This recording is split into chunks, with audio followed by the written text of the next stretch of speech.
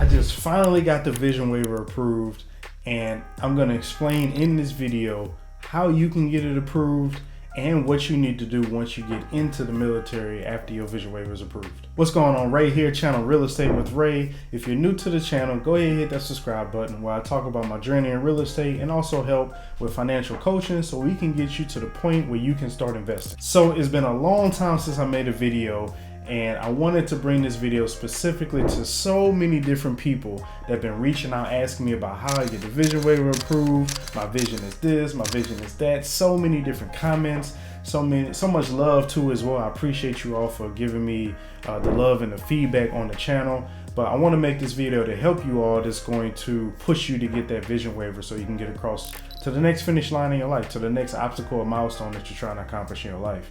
So if you went to MEPS and you got your vision denied, your vision waiver denied, what you want to do is you want to take the documentation over to your primary eye doctor and make sure that that doctor is familiar with the military process when it comes to submitting the paperwork.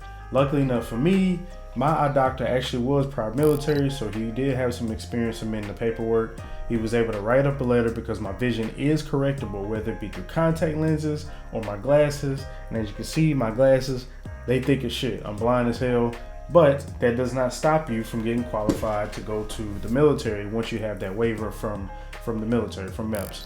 And so you get that letter from the doctor, you submit that to your recruiter, whoever you're working with, they're gonna process that. I submitted that paperwork January 2019, and it took until mid to late April of 2019 for my vision waiver to get approved. So it was just a hurry up and wait. So I see a lot of people reach out about I submitted this and I'm waiting and I'm not hearing nothing back. It's just a hurry up and wait game. It doesn't matter how bad your vision is. It doesn't matter what certain disease you may have. If your eye doctor says that it is correctable and they can see fit for you going to the military, they need to just get that letter for you and submit that. You get all the paperwork together and submit that over. Now, while you're waiting, I would say when you have your vision waiver already, when you get to the point of your vision waiver being approved, now it's time to get ready to go into the military. And one big key I want to make sure that you follow through when you get into the military, whether it be the Navy, the Air Force, the Army, Marines, whatever, is make sure that you find a mentor. Because you want to find a mentor so you can structure your life in the military. So either if you choose that you want to get out of the military after a period of years, you can be financially set and continue on with your life as a civilian after military experience. If you plan on staying in the military, make sure you still have a mentor in there that's going to lead and guide you the right way so you don't set yourself up to not be successful after so many years or after you get out, whatever the case may be. Make sure whatever you want to do that you have a solid concrete plan so you don't kind of fall in the trenches, because I know plenty of people that go into the military, they come out and then they're broke. They stay in because they're broke and they have really nothing else to go for. So we want to make sure that you structure and get some type of MOS that's going to benefit you later down in your future. Now, one thing I will say is I'm a real estate investor. So I gotta point out the fact, and you don't have to necessarily do real estate, but when you get into the military, after a certain amount of years you're in there, start looking at how you can leverage that VA loan. I got plenty of investor buddies that get into real estate after they're out the military after some years. Their VA loan kicks in, they use their VA loan, they go buy a property, a duplex, a triplex, or fourplex, and they go maybe live in one side and they rent the other 3 or the other 2 so they can get some cash flow from that property. And after a couple of years, that VA loan will mature and you can convert that over to a conventional loan so you can free up that VA loan and use that to go buy another property.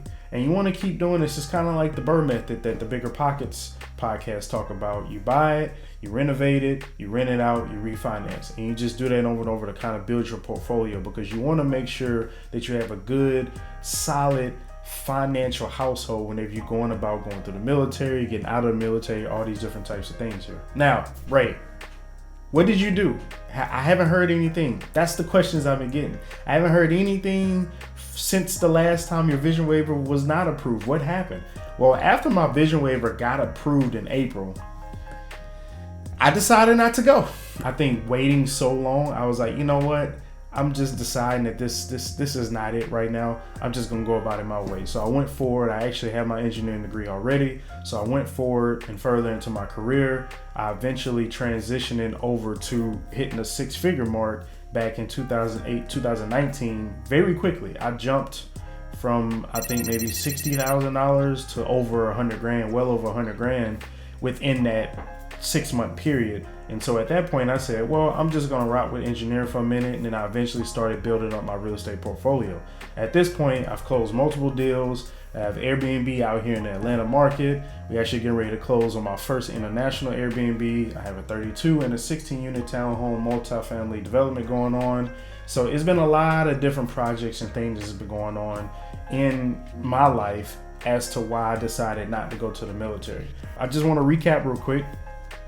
If you do have a situation with division waiver, make sure you get the letter from your doctor, your primary eye doctor, send that over to them. Doesn't matter what the situation is. If the doctor says it's correctable, the doctor's letter will get you through the finish line so you can be part of the military, whatever branch you plan on choosing.